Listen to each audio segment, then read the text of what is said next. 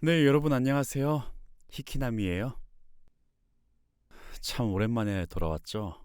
잘 지내셨어요? 영상을 만들기 위해 준비는 틈틈이 하고 있었는데 역시 생업이 바쁘단 핑계로 차일피일 미루다가 몇 달이 흘러버렸네요. 네, 전 잘 지내고 있었습니다. 일도 열심히 하고 최근엔 촬영보다 녹음 일이 많아서 마이크 앞에서 있었던 날이 잦았네요. 바쁘게 지내다 보니까 눈 깜짝할 새 새해가 돼버리고 새해가 된 게 아직 실감도 나지 않아요. 작년에 저 되게 바쁘게 지낸 것 같은데 또 돌이켜보니까 크게 이룬 건 없어 보이고 여러분들은 신년 계획이 혹시 어떤 거 있으세요? 전 늘 목표를 너무 크게 잡다 보니까 늘 실패하는 것 같더라고요. 그래서 올해는 좀 작게 잡아보려고요. 바른 자세 유지하기랑 가공식품 줄이기, 또 자만하지 않기, 단편 소설 한 편 쓰기 등등. 혹시 이것도 너무 어려운 목표들인가? 그리고 올해는 라식 수술을 무조건 하려고 합니다. 눈이 어중간하게 나쁜 편이라 가지고 늘 미뤄왔었는데 올해는 꼭 해야겠어요. 이젠 안경 쓰는 것도 불편하고. 네, 신년이 되었으니까 오랜만에 책을 낭독해 보려고 합니다. 제목은 검은 고양이. 기억하시는 분들이 있을지 모르겠지만 제가 옛날에 읽은 적이 있습니다. 만들고 나니까 녹음 품질이 그렇게 좋지 않아 가지고 늘 아쉽더라고요. 그리고 이 작품을 시작으로 미국의 미스터리, 공포 소설의 대가 에드거 앨런 포의 단편집 시리즈를 시작할까 합니다. 이제 채널에 목표가 생겼으니까 더욱 자주 찾아올 수 있지 않을까 싶네요.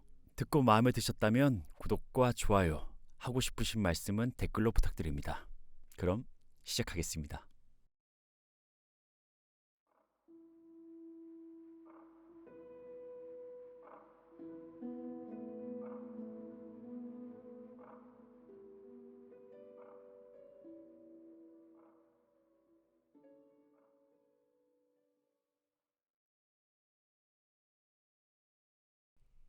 검은 고양이.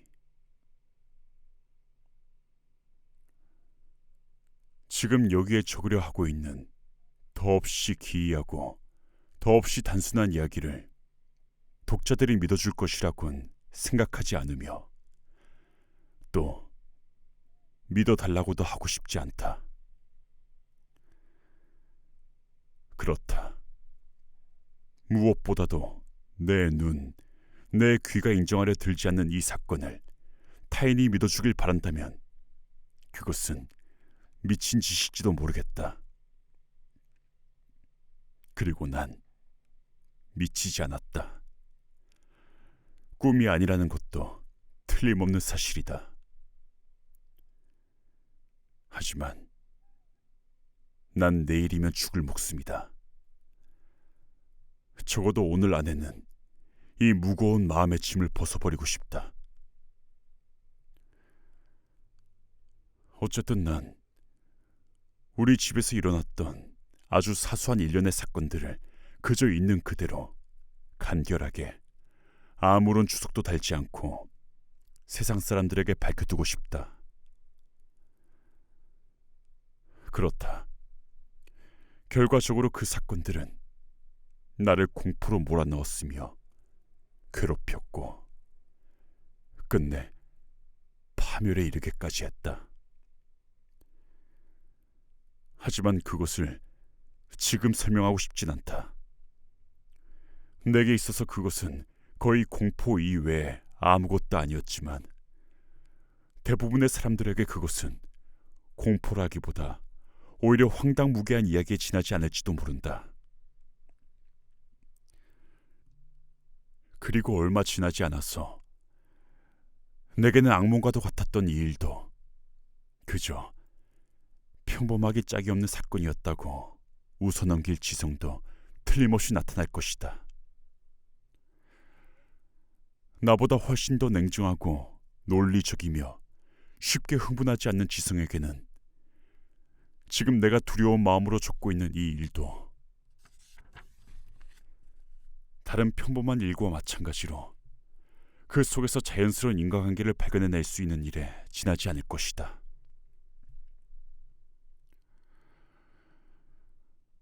어렸을 때부터 나는 정이 많고 유순한 성격이 눈에 띄었었다. 다정함은 곧잘 친구들의 놀림감이 되곤 했다. 특히 동물을 좋아했는데 부모님은 내가 조르는 대로 늘 여러 가지 동물들을 마련해 주셨다. 난 매일 그 동물들과 함께 지냈는데 실제로 그들에게 먹이를 주거나 애무를 할 때만큼 날 행복감에 빠져들게 하는 시간도 없었다. 그런 성격은 나이를 먹어감에 따라 더욱 강해져 어른이 되어서도 나의 가장 커다란 즐거움 중 하나는 동물과 함께하는 시간을 보내는 것이었다. 만약 단 한 번이라도 충실하고 영리한 개를 귀여워해 본 적이 있는 사람이라면 그 즐거움이 어떤 것인지, 얼마나 깊은 맛이 있는 것인지 굳이 설명하지 않아도 잘 알고 있을 것이다. 인간이라는 존재의 비열한 우정이나 얇은 종이장과 같은 믿음 때문에 몇 번 쓴 잔을 마셔본 경험이 있는 사람들은 오히려 순진하고 사심이 없는 동물의 자기희생적 사랑에서 가슴을 울리는 무엇인가를 맛보는 법이다. 난 젊은 나이에 아내를 맞이했다.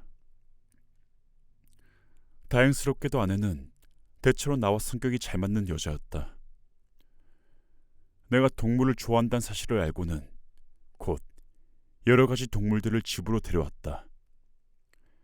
새, 금붕어, 개, 토끼, 원숭이 등과 함께 고양이도 한 마리 기르고 있었다. 마지막에 말한 고양이는 몸집이 매우 크고 온몸이 새까맣고 놀랄 만큼 영리하고 아름다운 고양이였다. 원래부터 적잖이 미신을 믿고 있었던 아내는 이 고양이의 영리함에 대해서 이야기할 때면 옛날부터 검은 고양이는 모두 마녀의 화신이라는 등의 한간에 떠도는 말들을 곧잘 꺼내곤 했다. 물론 아내가 그런 말들을 진심으로 믿고 있었던 것은 아니었다. 플루토, 이것이 고양이의 이름이었다. 내가 사랑하는 고양이이자 놀이 상대이기도 했다. 언제나 내가 직접 먹이를 주었으며 고양이도 내가 가는 곳이라면 집안 어디에나 따라왔다. 거리까지 뒤따라 나온 것을 억지로 떼어내 돌려보내야 할 정도였다. 이렇게 우리의 우정은 몇 년 동안이나 계속되었는데 그동안 내 기질과 성격이 음주라는 악마 때문에 완전히 타락해버리고 말았다. 날이 갈수록 성격이 격해져 쉽게 화를 냈으며 다른 사람의 기분 같은 것은 조금도 생각하지 않게 되었다. 아내에게도 아무렇지 않게 난폭한 말을 하게 되었으며 심지어는 폭력을 휘두르게까지 되었다. 말할 필요도 없이 곧 동물들이 내 성격의 변화 때문에 피해를 입게 되었다. 그들을 무시한 것은 물론 학대까지도 시작하게 되었다. 하지만 플루토에 대한 자존심만은 그래도 조금 남아있었다고 해야 할까. 학대라고 할 수 있을 만한 짓은 하지 않았다. 토끼나 원숭이, 개와 같은 다른 동물은 그것이 우연이든 아직도 나를 따르려는 마음에서이든 내 앞에 나타나기만 하면 가차없이 잔인하게 괴롭혔다. 그런데 나의 병, 술보다 더 무시무시한 병이 또 있을까? 나의 병은 날이 갈수록 더욱 깊어져서 결국엔 플루토. 그땐 플루토가 이미 늙기 시작했기 때문에 다소 까탈스러운 면이 있었다. 그 플루토마저 종종 내 화풀이의 희생양이 되곤 했다. 어느 날 밤 평소와 다름없이 마을의 술집에서 곤드레 만두에 취해 집으로 돌아왔는데 플루토가 내 눈을 피하는 듯한 느낌을 주었다. 난 갑자기 달려들어 플루토를 붙잡았는데 그는 폭력을 두려워해서였는지 순간 내 손목을 깨물어 아주 조그만 상처를 냈다. 곧 악마의 그것과도 같은 분노가 나를 덮쳤다. 완전히 사리 판단을 할 수 없게 되었다. 내 본래의 영혼은 한순간에 내 몸에서 빠져나갔으며 지독한 술기운 때문에 악마의 그것보다도 더한 징후감이 내 전신을 흔들어댔다. 조끼 주머니에서 조그만 칼을 꺼내 고양이의 목덜미를 잡은 채로 한쪽 눈을 조심스럽게 후벼 파냈다. 입에 담기조차 끔찍한 그 잔인함. 지금 그것을 기록하는 것에도 난 부끄러움을 느끼고 몸이 떨려와 온몸에 불이 붙은 듯 뜨거워지는 것을 느낀다.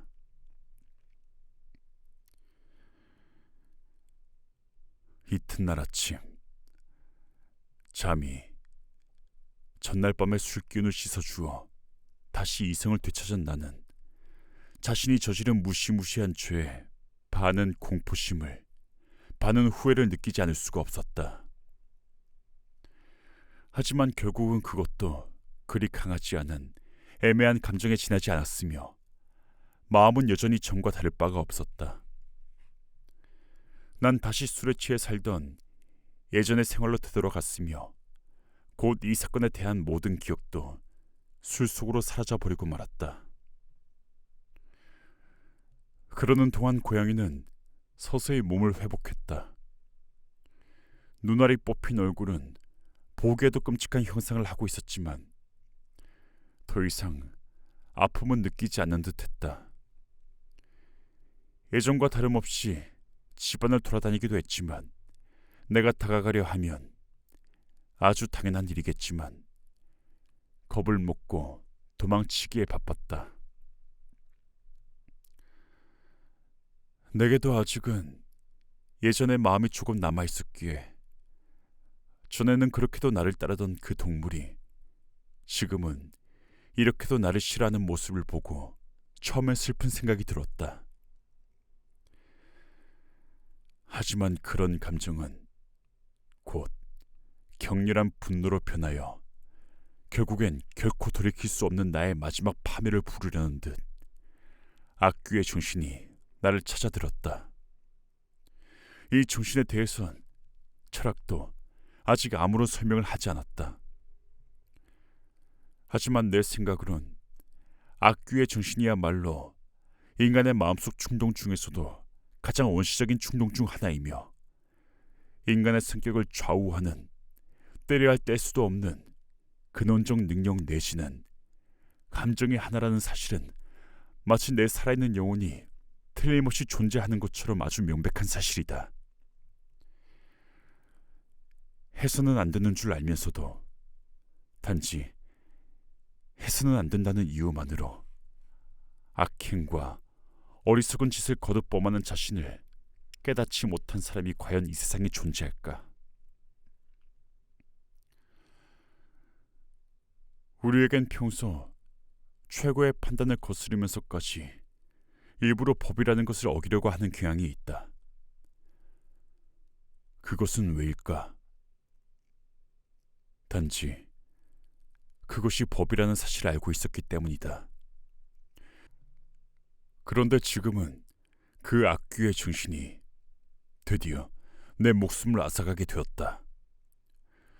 스스로를 학대하고 자신의 천성에 학대를 가해 단지 악을 위해서 악을 행하고 싶다는 인간의 영혼에 이해할 수 없는 소망이 나를 충동질하여 그 아무런 죄도 없는 동물에게 내가 가한 잔혹한 짓을 계속하게 했으며 결국에는 그 극한에까지 이르게 한 것이었다. 어느 날 아침 난 아주 냉정한 기분으로 고양이의 목에 밧줄을 걸어 나뭇가지에 매달았다. 눈에는 눈물을 흘리며 가슴으로는 격렬한 회한을 느끼며 고양이를 나무에 매달았다. 고양이가 날 잘 따른다는 사실을 알고 있었기 때문에, 그리고 나를 화나게 하는 짓은 그 무엇도 하지 않았다는 사실을 알고 있었기 때문에 고양이의 목을 맨 것이다. 그렇게 함으로써 내가 죄를 저지르고 있다는 사실, 내 불멸의 영혼을 은혜롭게 짝이 없고 가장 큰 경외의 대상인 신의 무한한 자애의 손길도 미칠 수 없는 곳으로 내몰 만한 그런 죄를 범하고 있다는 사실을 알고 있었기 때문에 난 고양이의 목을 매단 것이다. 이 잔인무도한 짓을 해치운 날 밤, 난 불이야 라는 외침 때문에 잠에서 깨어났다. 내 침실의 커튼은 화염에 휩싸여 있었다. 집 전체가 불타고 있었다. 아내와 하녀 한 명과 난 간신히 그 화염 속에서 벗어날 수 있었다. 모든 것을 잃었다. 전 재산을 잃었으며 이후 나는 절망에게 나의 몸을 맡기게 되었다.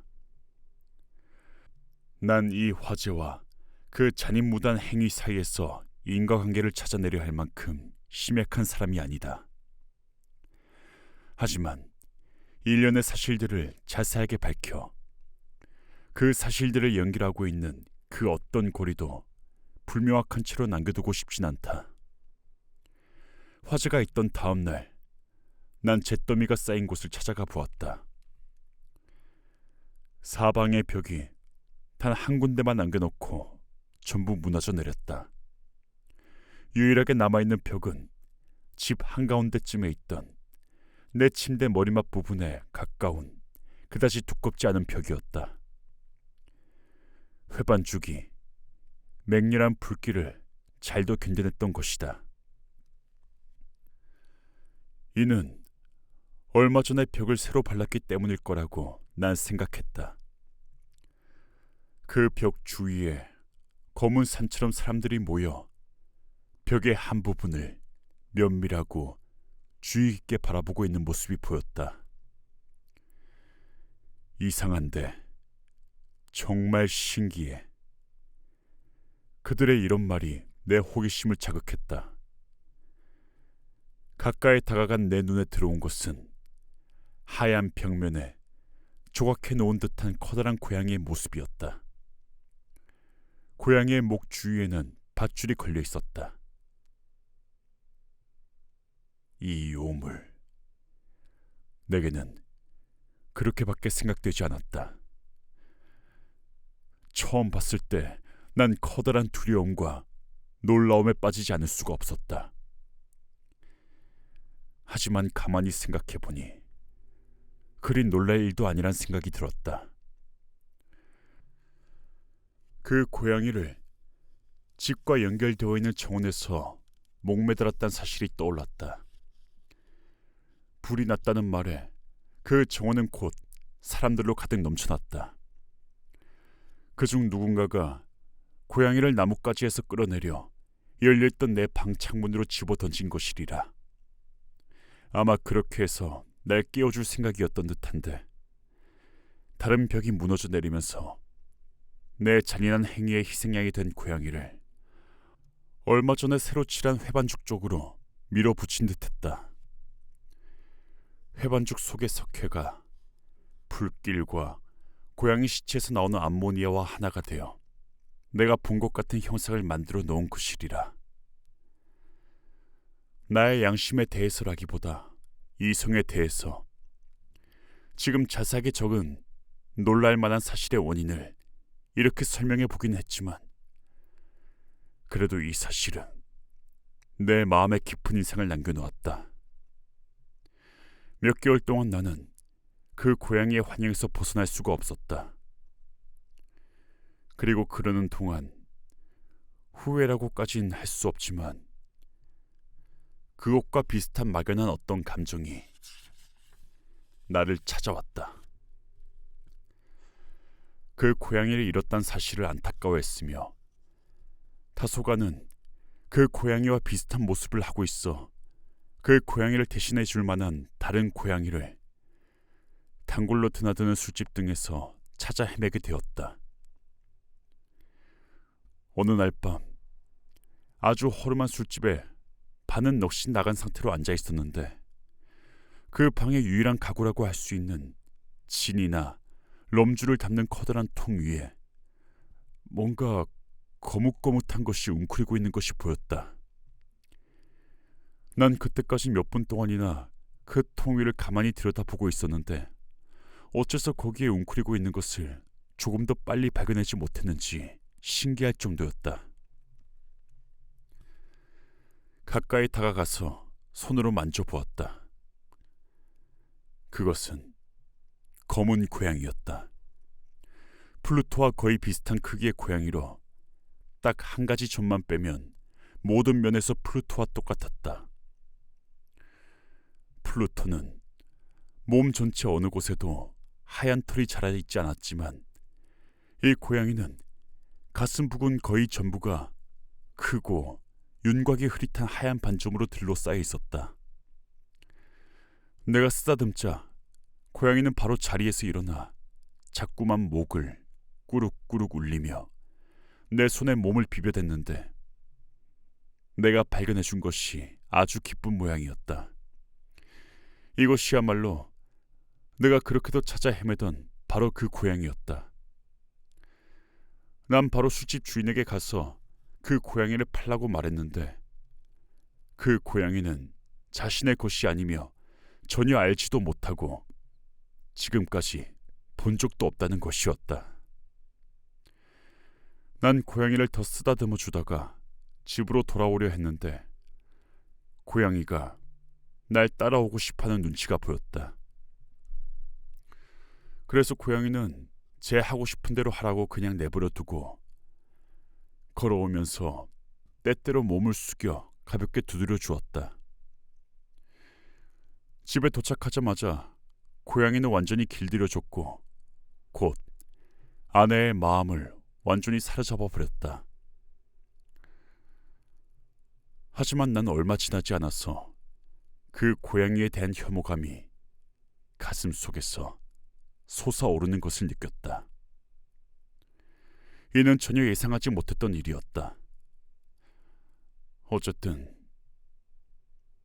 어째서인지 또 무엇 때문인지는 전혀 알 수 없었지만 그 고양이가 나를 좋아하고 있다는 사실이 오히려 나를 질리게 만들고 화를 북돋우는 것이었다.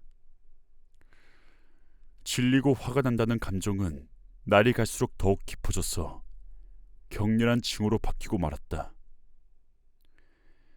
난 그 고양이를 피하게 되었다.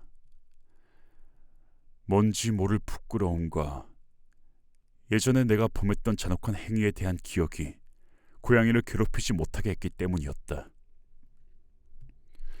몇 주일 동안 난 그 고양이를 때리지도 않았으며 그 외에 거칠게 대하는 행동도 보이지 않았다. 하지만 서서히, 그야말로 아주 천천히 구역질이 날 것 같은 뭐라 이름하기 힘든 기분으로 그 녀석을 바라보게 되었다. 마치 전염병 환자가 숨결을 피하는 듯 그 녀석의 혐오스러운 모습으로부터 슬슬 도망치게 되었다. 이 고양이에 대한 내 혐오감이 더욱 깊어진 이유는 틀림없이 녀석을 집으로 데려온 다음날 아침으로 기억되는데 녀석도 플루토처럼 한쪽 눈이 없다는 사실을 알게 되었기 때문이다. 하지만 아내는 그 사실 때문에 고양이를 더욱 가엾게 여기는 듯했다. 앞서도 말한 것처럼 지난날의 나라는 인간의 커다란 특징이자 내 소박하고 순수한 여러 즐거움의 원천이기도 했던 따뜻한 마음을 아내는 많이 가지고 있었기 때문이었다.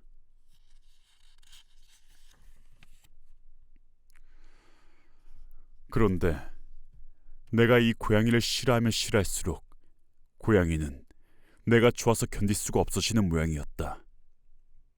그 녀석이 내 뒤를 얼마나 지벽에 따라다녔는지 독자들은 도저히 알 수 없을 것이다.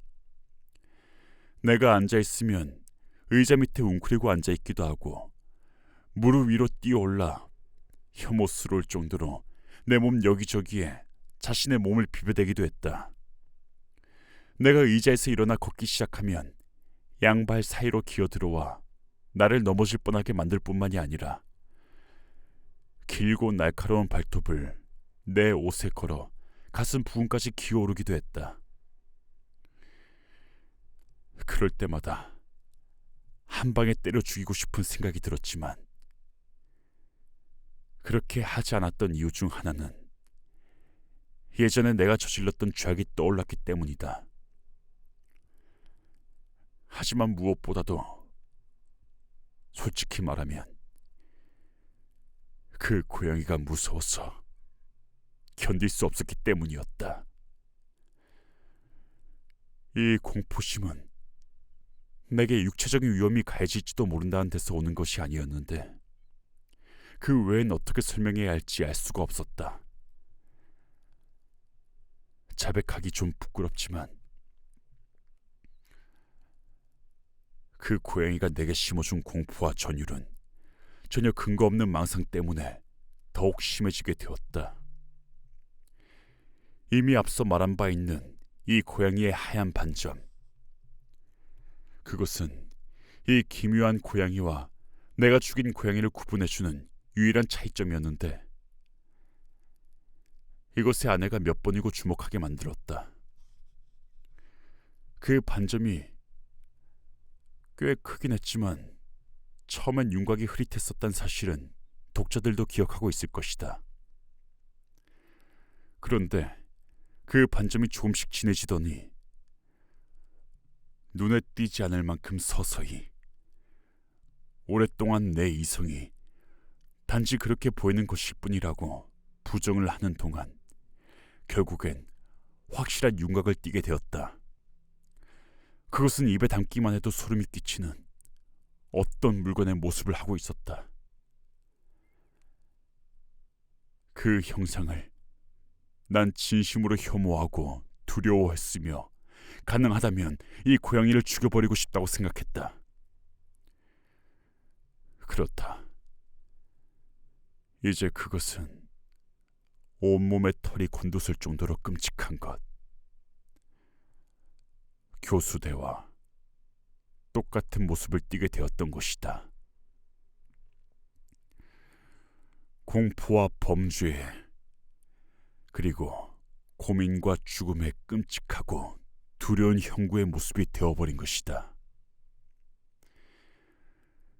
이렇게 해서 난 세상의 평범한 사람들은 맛볼 수 없는 비참한 속에 던져진 것이었다. 겨우 한 마리의 짐승이, 그 동류를 아무렇지도 않게 내가 죽여버렸던 짐승이 신의 형상을 본떠 만들어진 인간인 나를 견디기 힘든 고통 속으로 몰아넣을 줄이야. 난 더 이상 밤이고 낮이고 안식이라는 하늘의 은혜를 맛보지 못하게 되었다. 낮에는 고양이가 한시도 내 곁에서 떠나지 않았으며 밤에는 말로 형언할 수 없이 무시무시한 꿈 때문에 1시간 간격으로 깜짝 놀라 눈을 뜨면 그 녀석의 숨결이 내 얼굴을 덮치고 있었으며 그 녀석의 무거운 몸이 내 심장 위를 짓누르고 있다는 사실을 알 수 있었다. 이런 고뇌에 짓눌려서 내 내부에 남아있던 조그만 선도 힘없이 무너져 버리고 말았다. 사악한 생각이, 아주 어둡고 아주 사악한 생각이 내 마음의 유일한 친구가 되었다. 평소 까다로웠던 성격이 더욱 까다로워져서 모든 사람, 인류 전체에 대한 증오심을 품게 되었다.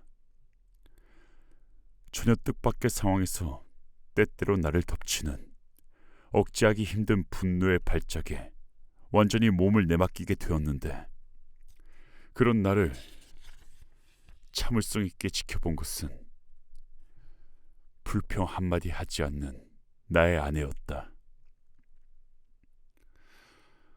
어느 날 아내는 어떤 집안일 때문에, 당시 우리가 가난했기 때문에 어쩔 수 없이 살게 된 낡은 건물에 지하실까지 나를 따라왔다. 그 고양이도 내 뒤를 따라서 경사가 급한 계단으로 내려왔는데, 내게 엉겨붙는 바람에 하마터면 계단 밑으로 거꾸로 처박힐 뻔했다. 그 일 때문에 난 미쳐버릴 듯한 분노에 사로잡혔다. 너무 화가 난 나머지 도끼를 치켜들자 그때까지 내 손을 억누르고 있던 유치한 공포심도 사라져 고양이를 향해 일격을 가하려 했다. 이 일격이 내 뜻대로 이루어졌다면 고양이는 틀림없이 그 자리에서 목숨을 잃었을 것이다.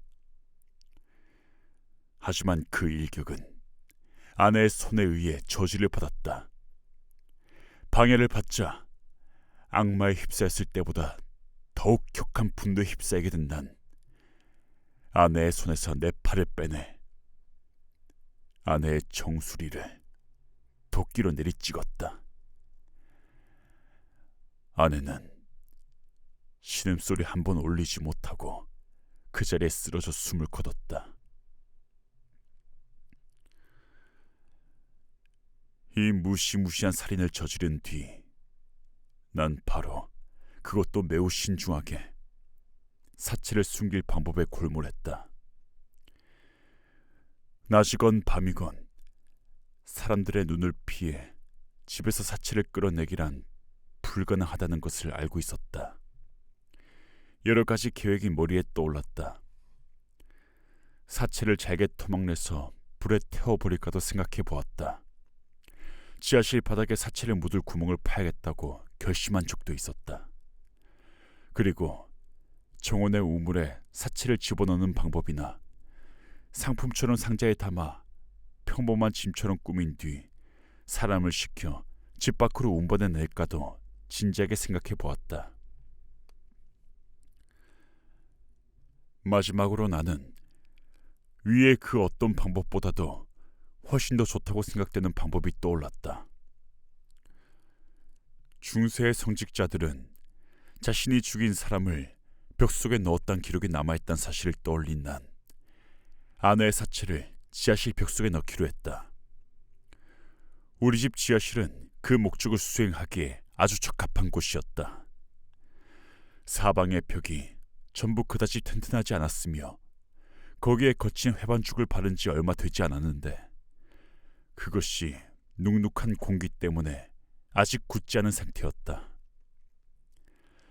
뿐만 아니라 한쪽 벽에 원래는 장식이었던 굴뚝인지 난로인지 모를 것이 앞으로 툭 튀어나온 부분이 있었는데, 거기를 묻어서 지하실의 다른 부분과 똑같이 만든 부분이 있었다. 그 부분의 벽돌을 빼내고 사체를 넣은 다음 벽 전체를 전과 같이 발라 사람들의 눈을 속이기란 아주 간단한 일이라고 난 확신하고 있었다. 내 생각은 정확했다.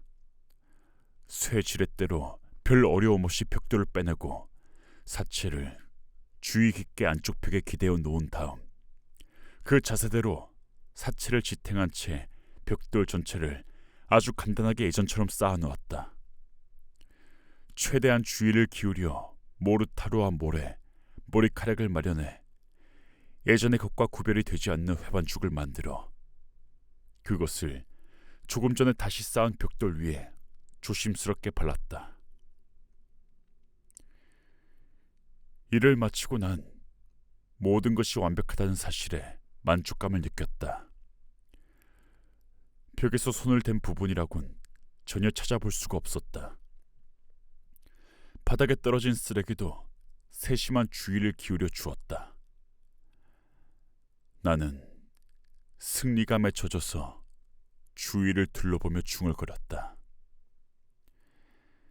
내 노력이 결코 헛된 것은 아니었군. 다음으로 해야 할 일은 이런 비참한 결과의 원인을 제공한 짐승을 찾아내는 것이었다. 드디어 난 그 녀석을 죽여버려야겠다고 굳게 결심을 했기 때문이었다. 그 순간 고양이를 찾아냈다면 녀석의 운명은 이미 결정된 것이나 다름이 없었을 것이다. 그런데 교활한 그 녀석은 조금 전 내가 화를 내는 모습을 보고 겁을 먹었는지 그런 마음을 먹고 있는 내 앞에 모습을 드러내지 않았다. 그 혐오스러운 고양이가 사라졌다는 사실이 내 가슴에 불러일으킨 깊고 흐뭇한 안도감은 글로 표현할 수도 상상할 수도 없을 정도의 것이었다. 고양이는 그날 밤 내내 모습을 나타내지 않았다. 덕분에 나는 그 고양이를 집으로 데려온 날 이후로 딱 하룻밤 조용히 깊은 잠을 잘 수 있었다. 그렇다. 내 영혼에 사람을 죽였다는 무거운 부담감을 느끼면서도 잠을 잘 수 있었던 것이다. 이틀이 지나고 사흘이 지났지만 나를 괴롭힌 그 녀석은 여전히 모습을 드러내지 않았다. 난 다시 자유로운 인간으로서 호흡을 할 수 있게 되었다. 그 괴물은 공포에 질려서 이 집에서 도망친 것이다. 두 번 다시 녀석의 모습을 보게 될 일은 없을 것이다. 이야말로 더할 나위 없는 행복이었다. 난 자신이 저지른 어두운 범죄 행위 때문에 혼란스러움을 느끼는 일은 거의 없었다. 몇 번 신문을 받긴 했지만 즉석에서 변명을 할 수 있었다. 가택 수사도 행해졌지만 물론 그 무엇도 발견될 리가 없었다. 이로써 난 내 미래의 행복을 확신할 수 있게 되었다. 아내를 살해한 지 나흘째 되던 날, 한 무리의 경관들이 갑자기 집으로 들이닥쳐 다시 집안을 엄중하게 수색하기 시작했다. 하지만 사체를 숨겨둔 장소를 찾아낼 리 없다고 확신한 나는 조금도 당황하지 않았다. 경관들은 조사에 입회하라고 내게 명령을 내렸다. 그들은 집안을 구석구석 샅샅이 뒤졌다. 이것으로 세 번째인가 네 번째가 되는데 드디어 다시 한번 지하실로 내려갔다. 난 눈 하나 꿈쩍하지 않았다. 심장은 아무런 가책도 받지 않고 잠을 잘 때처럼 조용히 고동치고 있었다. 난 지하실 끝에서 끝을 걸었다. 가슴에서 팔짱을 낀 채 이쪽 저쪽 유유히 걸어 다녔다. 경찰관들은 완전히 의심이 풀렸는지 지하실에서 나가려고 했다. 내 마음에 격렬한 기쁨을 억누를 수가 없었다. 난 승리의 함성을 올리기 위해, 그리고 내가 결백하다는 사실을 그들에게 더욱 확실하게 심어주기 위해 무엇인가 한마디 해야겠다는 마음을 억누를 수가 없었다. 여러분, 경관들이 계단을 오를 때 난 드디어 입을 열었다. 저에 대한 당신들의 의심이 풀려서 정말 기쁩니다. 여러분들의 건강을 빌겠습니다만 다음부터는 좀 더 예절을 지켜주셨으면 합니다. 그건 그렇고 이 집은 정말 튼튼합니다. 무슨 말이든 거침없이 내뱉어야겠다는 미칠 것 같은 소망 때문에 난 자신이 무슨 말을 하고 있는지도 몰랐다. 너무 잘 지어진 집입니다. 이 벽도 아주 튼튼하게 만들어졌습니다. 여기까지 말한 나는 그저 허세를 부려보고 싶다는 미치광이 같은 마음에서 내 사랑하는 아내의 사체를 숨겨둔 바로 그 부분의 벽돌을 손에 들고 있던 지팡이로 세차게 두드렸다. 그런데 신이시여, 지팡이로 벽을 두드린 소리의 메아리가 그쳐 주위가 정적 속으로 빠지자마자 그 무덤 속에서 답이라도 하듯 소리가 들려왔다. 처음에는 무엇인가에 짓눌린 어린아이의 울음소리와도 같은 것이 띄엄띄엄 들려왔는데 한순간 그 소리가 높아지더니 아주 이상한, 인간의 목소리라고는 생각되지 않는 길고 커다란 절규가 끊임없이 들려오기 시작했다. 포효라고 해야 할지, 몸부림치며 괴로워하는 지옥의 망자들과 그들이 지옥에 떨어진 것을 미친 듯이 기뻐하는 악마들의 목구멍에서 한꺼번에 쏟아져 나오는 공포와 승리가 한데 뒤섞인 지옥에서나 들을 수 있을 것 같은 울음소리였다. 내가 어떤 생각에 사로잡혔는지는 말할 필요도 없을 것이다. 정신을 잃어 비틀거리며 반대편 벽 쪽으로 걸어갔다. 계단 위에 있던 경관들은 공포에 전신이 떨려와 한동안 한 발짝도 움직이지 못했다. 그 다음 순간 12개의 억센 팔들이 벽을 뜯어내기 시작했다. 벽은 힘없이 무너져 내렸다. 응고된 피가 엉겨붙어 있었고 이미 심하게 부패해버린 사체가 모두의 눈앞에 우뚝 서 있었다. 그 머리 위에 새빨간 입을 벌린 채 한쪽 눈을 불처럼 번뜩이며 그 저주받을 짐승이 앉아 있었다. 난 그 녀석의 사악한 꿰매 빠져 살인을 저질렀고 그 녀석이 조금 전에 울린 울음소리 때문에 사형 집행인의 손에 넘겨지게 된 것이다. 난 이 괴물을 무덤 속에 쳐넣어 버린 것이었다.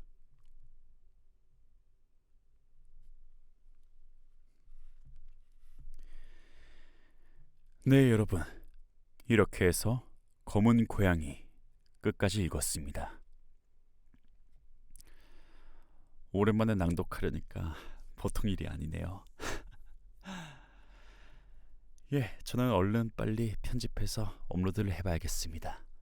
모두 들어줘서 고맙고요. 모두 좋은 밤 되시길.